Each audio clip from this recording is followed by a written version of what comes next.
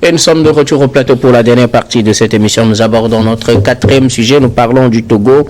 Covid-19, dépistage systématique de tous les pèlerins de retour de la Mecque. Le Togo a sorti un communiqué en date du 28 juin 2024. Ce communiqué sorti l'autre vendredi était sur la situation Covid et les maladies respiratoires qu'on constatait dans la sous-région à partir du retour des pèlerins venus de la Mecque. Et pour ce faire, le Togo avait pris certaines mesures avant le départ des pèlerins, mais aussi de nouvelles mesures sont annoncées. À leur retour, je vais vous donner une lecture d'un extrait du communiqué et nous en parlons avec nos invités. Alors, pour les mesures avant le départ, en vue de limiter la contamination des pèlerins togolais lors du Hajj, le gouvernement a pris les dispositions suivantes. Vaccination des pèlerins contre la Covid-19 avant leur départ pour le Hajj, sensibilisation des pèlerins sur le respect des mesures d'hygiène, suivi sanitaire des pèlerins par une équipe médicale pendant tout le séjour. Le gouvernement informe les pèlerins et leurs familles des dispositions suivantes visant à favoriser leur retour sécurisé au pays. Donc le premier point, mise à disposition des pèlerins des masques et autres matériels au départ de Jeddah permettant l'application des mesures de prévention. Deuxième point, renforcement du contrôle sanitaire à l'arrivée avec le dépistage systématique de Covid-19 chez tous les pèlerins. Troisième point, renforcement des mesures sanitaires pendant le séjour des pèlerins à la maison du Hajj. Le gouvernement invite les familles des pèlerins à s'abstenir de se rendre à l'aéroport et à la maison du Hajj avant la disponibilité des résultats des analyses. Et donc les pèlerins devront observer les mesures de prévention à domicile, entre autres limiter les contacts, porter des masques et se laver régulièrement les mains, éviter les rassemblements pendant les 10 jours suivant leur retour. Bon, ça c'est un extrait puisque le communiqué continue. Et puis il y avait une partie aussi début qu'on n'a pas lu. Mais voilà l'essentiel à retenir de ce communiqué concernant les pèlerins qui reviennent de la Mecque, surtout des dépistages systématiques pour pouvoir les prendre en charge et éviter que ces derniers n'entrent en contact avec leur famille pendant les 10 jours suivant leur retour au pays. Tommy. Vous savez que dans la religion musulmane, il y a ce qu'on appelle les 5 piliers. Parmi les 5 piliers, on peut citer entre autres l'aumône, il y a également le jeûne, mais il y a aussi ce qu'on appelle le Hajj ou le pèlerinage à la Mecque. Il s'agit pour les fidèles musulmans d'aller à ce lieu sacré et saint pour la religion et de louer Allah. Et donc, suivant les recommandations du Coran et les prescriptions musulmanes, si vous êtes en bonne santé et vous avez les moyens financiers, vous devez faire au moins un pèlerinage à la Mecque avant votre décès. Et donc, les musulmans tiennent vraiment au respect de ces dispositions-là, ce qui fait que la Mecque draine chaque année l'un des plus grands rassemblements en matière de religion au monde. Et donc, ce qui a été constaté, il y a eu des années où il y a eu des bousculades, il y a eu des années où il y a eu des morts suite à la chaleur intense, mais cette année, il y a eu également des morts qui sont provoquées notamment par la maladie de Covid-19. Et donc, le gouvernement togolais, en tant que protecteur de tous les citoyens à part Dieu, a pris des dispositions pour que d'abord, ceux qui vont se rendre à la Mecque puissent être en sécurité et surtout aussi qu'en revenant, qu'ils soient en sécurité toujours, y compris sanitaire, mais qu'ils ne viennent pas aussi contaminer les autres. Et donc, c'est des mesures drastiques qui sont prises, c'est des mesures un peu difficiles pour les familles, mais des mesures qui s'imposent pour le bien-être de toute la population togolaise. Et donc, il s'agit d'abord d'exiger que tous ceux qui veulent aller à la Mecque soient vaccinés contre les maladies, et notamment Covid-19. Et surtout, à leur retour, face au problème qui a été constaté, il y a eu plus de 1000 morts, d'une façon générale, à la Mecque cette année. Un pays comme l'Égypte a perdu presque 600 personnes. Et donc, le Togo a pris des dispositions. Les familles sont obligées de s'éloigner un peu de leurs proches qui sont revenus du pèlerinage, juste le temps de cette observation, une sorte de quarantaine pour leur propre santé et pour la santé de la famille. Et le port des masques, le respect des mesures d'hygiène, ce qu'on avait déjà rappelé plusieurs fois, se laver les mains à chaque fois, et puis aussi prendre des dispositions. Alors, c'est une mesure qu'il faut saluer, ce sont des mesures qu'il faut saluer, parce que certains pays n'ont pas eu à prendre ces mesures, les pèlerins sont rentrés, et Dieu seul sait les dégâts que ça cause. Parce qu'il y a eu une mauvaise communication autour du drame à la Mecque cette année. Au début, les médias, surtout occidentaux, ont crié c'était une forte chaleur, et ainsi de suite. Mais au finish, on se rend compte que c'était une contamination à la maladie de Covid-19. Ça peut être aussi la chaleur pour certains. Oui, bon, pour la chaleur, il y en a pratiquement chaque année, les bousculades aussi des fois. Mais il faudrait que, pas seulement le Togo, mais les gouvernements, sans toutefois s'attaquer à la religion musulmane, exigent encore plus de mesures de sécurité à l'Arabie Saoudite et surtout à la ville de la Mecque pour le bien-être des pèlerins. Parce que si nous devons envoyer nos enfants en pèlerinage et puis certains ne vont plus revenir en bonne santé ou d'autres vont revenir sous un bois rectangle, ça pose un problème. Je ne critique pas la religion musulmane, Dieu seul sait que je respecte toutes les religions. Mais il faudrait qu'il y ait des dispositions qui soient prises. Il ne faut pas que chaque année on nous dise il y a eu bousculade, il y a eu tel nombre de morts. Moi, je crois qu'à un moment, c'est quand même un lieu touristique, un lieu religieux, mais un lieu qui surtout rassemble du grand monde. Et quand on attend du grand monde, il faut prendre les grandes mesures.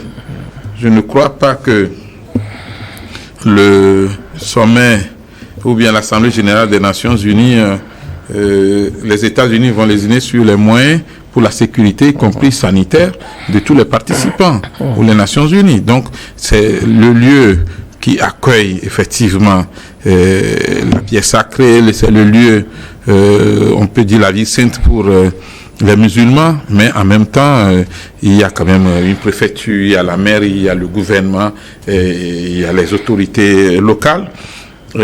Chacune de ces autorités, en ce qui la concerne, doit prendre des mesures pour que tous les pèlerins qui viennent de partout ne repartent pas soit avec des problèmes au niveau de la santé ou carrément certains les pieds sous terre. Je crois que c'est important aussi que les gouvernements l'exigent.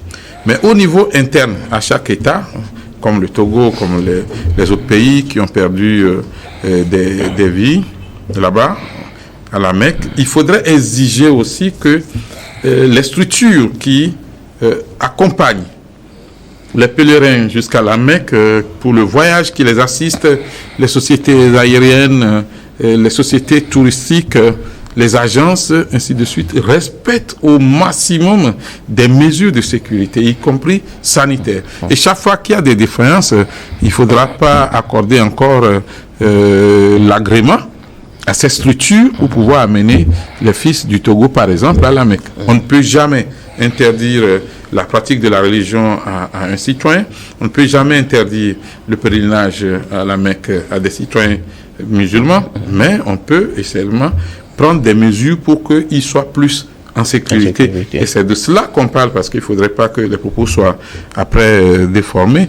C'est important qu'il y ait des mesures au niveau de l'Arabie Saoudite pour plus de sécurité, y compris la sécurité sanitaire. C'est important aussi que le gouvernement prenne des mesures pour que nos enfants ou bien les fils du Togo n'aillent pas pour revenir avec des maladies ou pour carrément perdre leur vie. Et il faut surveiller les agences qui s'occupent effectivement du convoiement ou du voyage pour aller à la Mecque. C'est important. Une fois encore aussi, souhaiter condoléances à toutes les familles du monde qui ont perdu des parents des proches au cours de ce pèlerinage de cette année, et vivement que des mesures soient prises par l'Arabie saoudite pour plus de sécurité, y compris la sécurité sanitaire. Pourquoi pas? L'OMS, qui est notre agence ou organisation mondiale censée veiller à notre sécurité, devrait aider l'Arabie saoudite directement pour des mesures innovantes pour limiter au maximum les catastrophes. Parce que quand vous allez à la Mecque, il y a presque des gens qui viennent de tous les horizons, de presque tous les continents. Et on ne sait pas qui a quelle maladie, surtout les maladies respiratoires graves. Et on les met tous ensemble des fois. Et le fait de circuler en rond, des fois, il y a le contact direct. Et donc, au moins que des exigences soient faites, le port de masque est par exemple obligatoire. Même s'il n'y a pas de pandémie ou d'endémie ou de risque en tant que tel, mais il vaut mieux prendre les mesures. S'il n'y a rien, c'est bon, mais voilà. Éviter par exemple que les gens se serrent la main parce qu'on ne sait pas qui a quoi dans sa main, ce n'est pas un problème. On peut se saluer juste avec une révérence. Des mesures pour éviter que cela ne se passe. Et comme on le dit, plus jamais ça. Merci beaucoup à vous. Vivien, alors, Robert Kosigan, côté le Togo, a pris des mesures avant le départ des pèlerins. Le pays également prend des mesures à leur retour pour permettre qu'ils soient en sécurité sanitaire surtout, avec ce dépistage systématique des pèlerins à leur retour.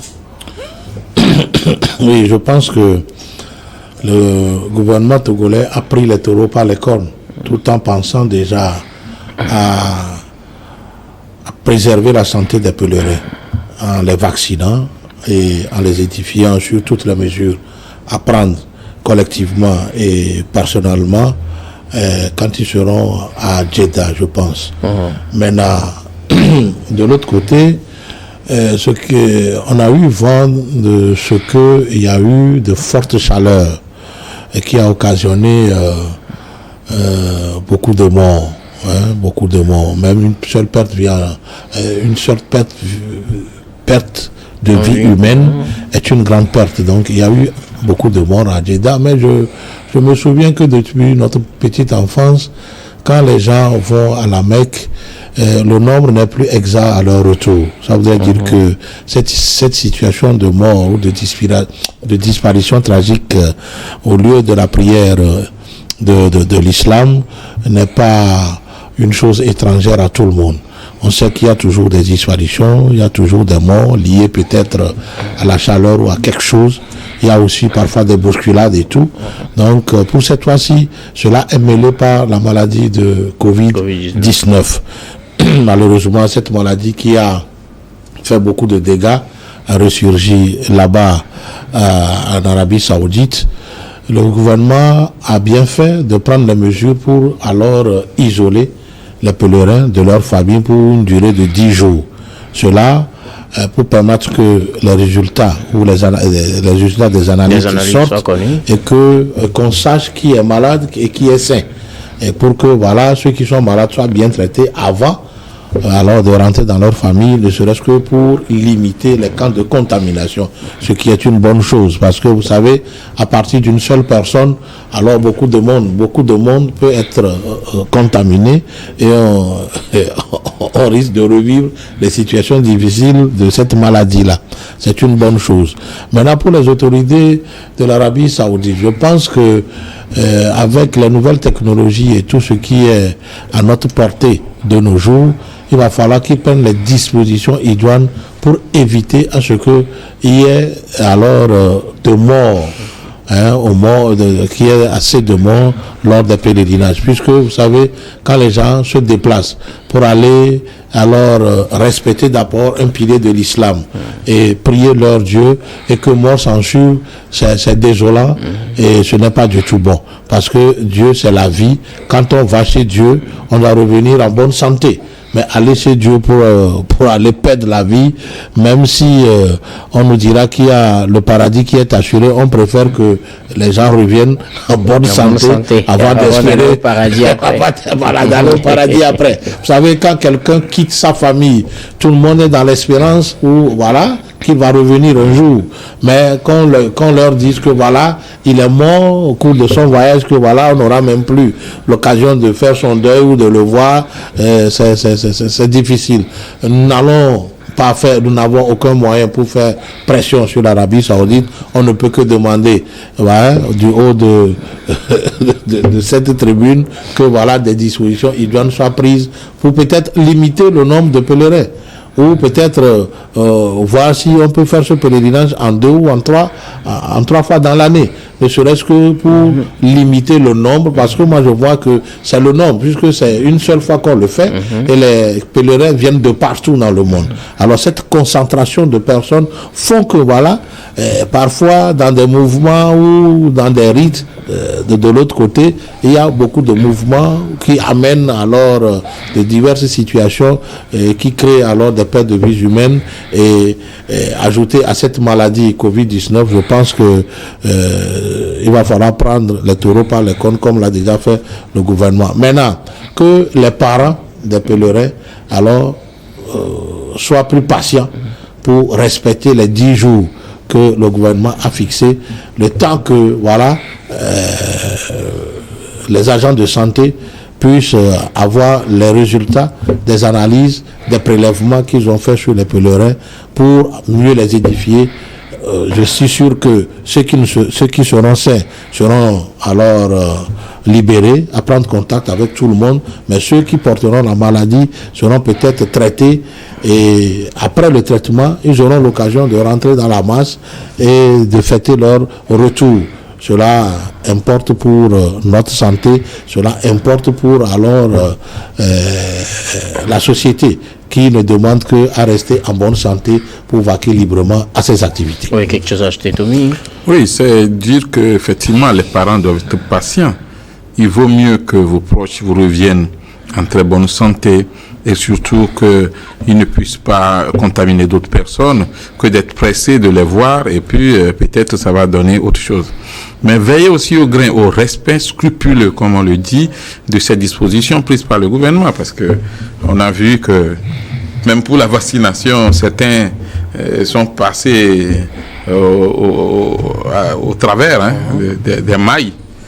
Des gens ont fait même des faux documents de vaccination, mais là on parle de choses vraiment sérieuses. Ce n'est pas une question de dire vaccination pour tout le pays. On dit il y a eu contamination à la Mecque, à l'Arabie Saoudite.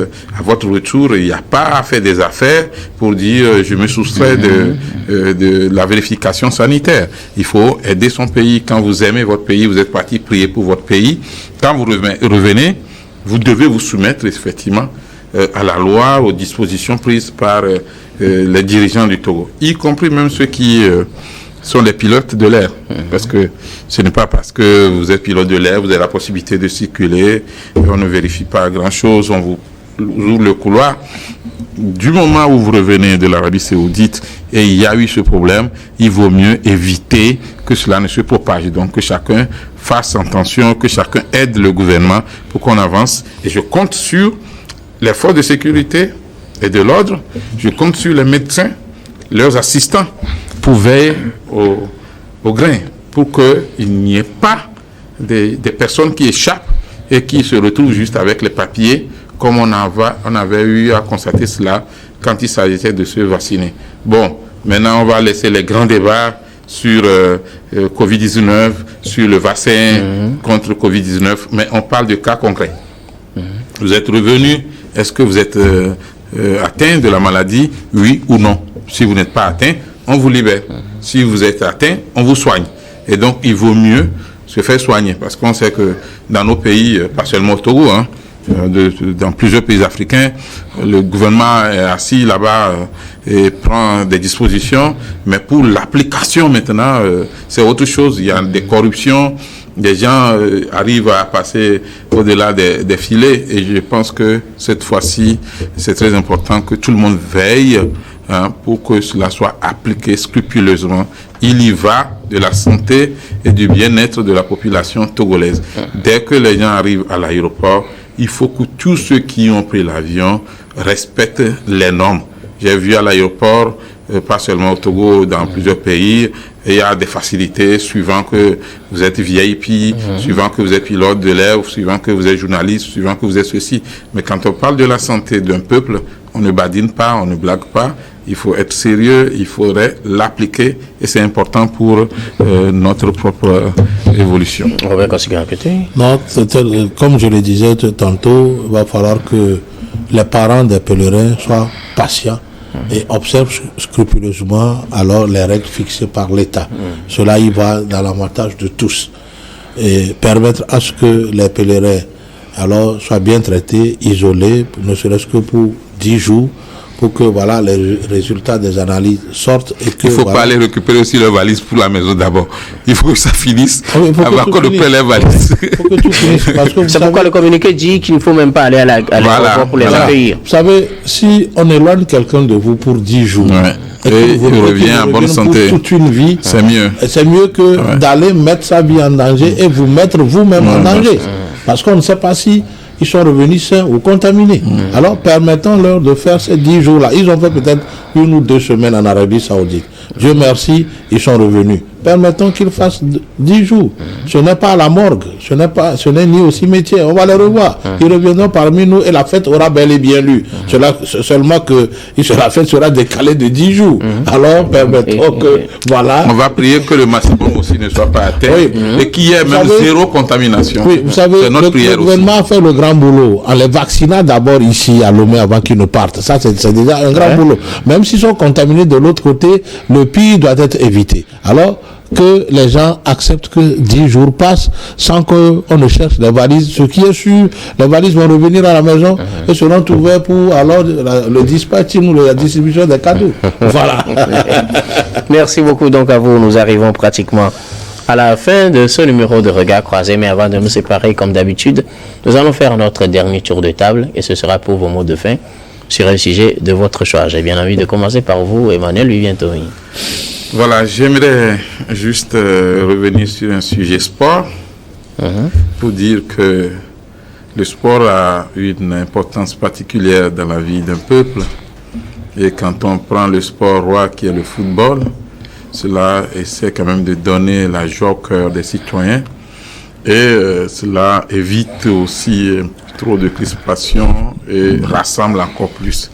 Et donc, quand le football d'un pays ou le sport d'une façon générale avance, cela fait la fierté du pays. Tout le monde est content quand on dit, voilà, voilà, un match gagné par les Togolais. Donc, que le gouvernement et le ministère ou les ministères concernés par le sport et que la fédération de football et les autres fédérations prennent toutes les dispositions pour qu'on n'affiche pas des spectacles au su du monde entier, mais que notre football, par exemple, retrouve ses valeurs d'antan. Quand on parle de Tommy Sivès, quand on parle d'Adebayo Cheyi, quand on parle de Dr Kaolo, on se dit voilà le Togo, et je pense que c'est important. Veillez à ce que les éperviers ne soient pas juste des saisonniers, mais que l'équipe soit vraiment soudée, soutenue, et qu'on recherche au sein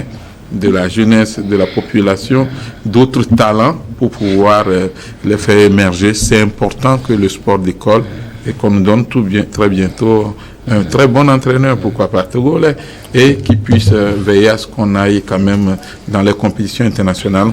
Depuis 2006 qu'on a quitté très vite la Coupe du Monde, c'est pas bien parce que quand tu vas en Asie, on dit le Togo, le pays là qui était à la Coupe du Monde. Maintenant, aujourd'hui, je ne sais pas. Donc, c'est important de veiller à ce que notre football se relève, à ce que notre sport brille. Et c'est un message à nous tous. Merci beaucoup. À vous, Emmanuel Vivien-Tomi, vous êtes journaliste, directeur général de Plume Libre, également conseiller en communication politique. Merci d'être passé sur ce plateau. Merci, docteur Guillaume, et c'est toujours un plaisir les jeudis. Robert Kossi-Gakete, vos mots de fin. Voilà, je voudrais lancer un appel envers les jeunes qui sont pratiquement dans les vacances, pour ceux qui ont réussi et qui ne le sont pas. Surtout pour ceux qui n'ont pas eu la chance de réussir à leur examen, ce n'est pas la fin du monde. Parfois, l'échec, ce n'est que un retour en la arrière réussite. pour revenir et sauter la barrière en force. Mais qu'ils utilisent ce temps pour lire et après apprendre un métier ou aller aider quelqu'un dans son atelier.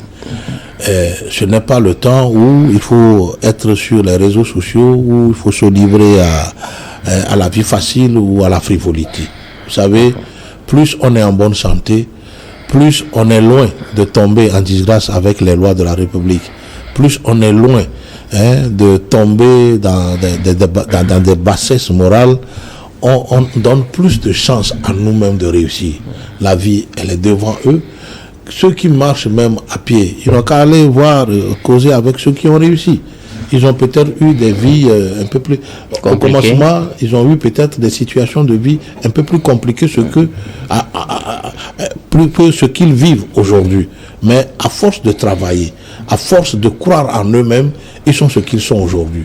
Vous savez, beaucoup apprécient le succès des gens sans pour autant penser par où ils sont passés. De ce qu'ils étaient avant d'arriver à ce point. Ils ne voient que la finalité. Alors, on peut devenir un succès si on croit en soi et si on travaille beaucoup.